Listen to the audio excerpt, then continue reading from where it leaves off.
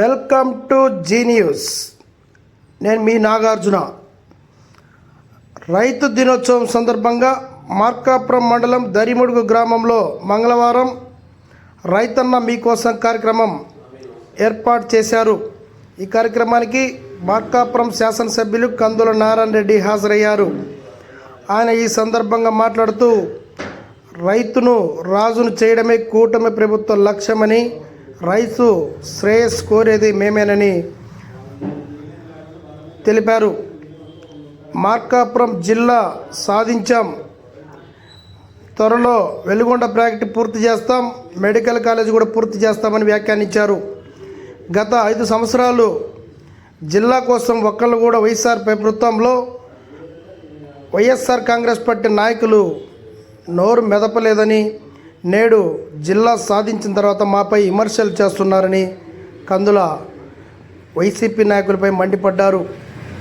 ఈ కార్యక్రమంలో AMC chairman Malapati Venkatareddy, society bank chairman Javaji Ramanjul Reddy, Golamara Nasar Reddy, Kakarla Srinivasulu, Mattam Venkateswarlu, Mastanaiah, Pathan Khan, అధికారులు, సచివాలయ సిబ్బంది, గ్రామ రైతులు, పెద్ద ఎత్తున మహిళలు పాల్గొని జిల్లా సాధించినందుకు ముఖ్యమంత్రి చంద్రబాబు చిత్రపటానికి పాలాభిషేకం చేశారు.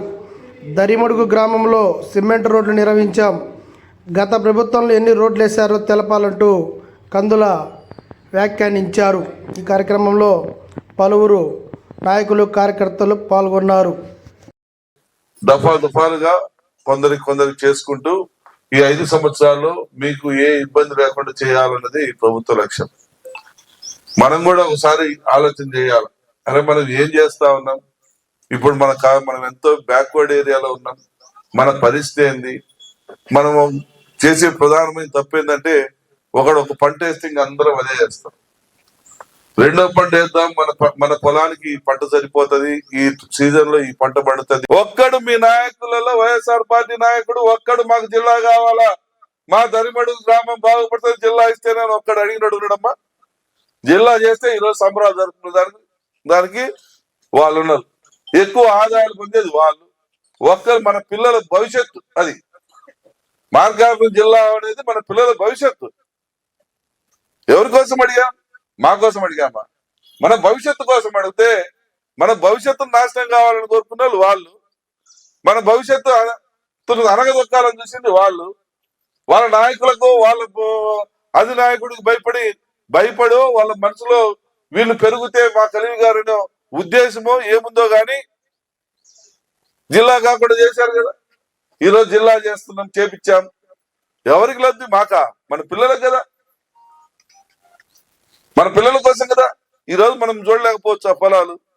రేపు మార్కాపురం మీ ఊరు వరకు పెరగదా? ఒకప్పుడు 5,000 మీ ఊరు ఫలాలు, ఈరోజు 5 కోట్లు చెప్తున్నారు. రేపు ఊరు పెరిగినప్పుడు అందరు కొట్టుకోరా? పెద్ద పెద్ద కంపెనీలు రావా? హాస్పిటల్ రావా? లలిత హాస్పిటల్ మనం దరిమడికి వచ్చి దారిలోనే స్థలం కొన్నాడు 8 కోట్లు పెట్టి. రేపు 100 కోట్లు పెట్టి హాస్పిటల్ కడుతున్నాడు. దగ్గర 100 మందికి ఉద్యోగాలు ఇస్తాడు. పెద్ద పెద్ద ఆపరేషన్లన్నీ ఇక్కడే చేస్తాడు. గుంటూరుకో విజయవాడకు పోనవసరంలా. ఒక లలిత హాస్పిటల్ చూసి ఇక రేపు ఇంకా 10 హాస్పిటల్ వస్తాయి.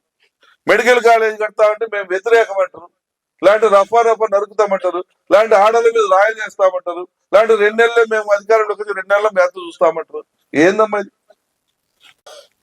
కాకపోతే మనం కూడా ఏదో సపోర్ట్ చేయాలా, ఏదోకి సపోర్ట్ చేయాలా, మంచోడికి సపోర్ట్ చేయాలా అనేది మనం కూడా ఆలోచన చేసుకోవాలి. చేసేటువంటి వాడిని సపోర్ట్ చేస్తే అబ్బా చేసినారా, వాళ్ళకి ఇంకా 4 పనులు చేసి పెడతాం రా అంటాం. మీ ఊర్లో లాస్ట్ 5 ఏళ్ళమ్మా ఎన్ని రోడ్లు వేసారమ్మా? నేను గుండెల మీద చేసుకొని చెప్పండి, ఎన్ని రోడ్లు వేశారు? ఒకప్పుడు మీ ఊరు రొచ్చుతో ఉండేది.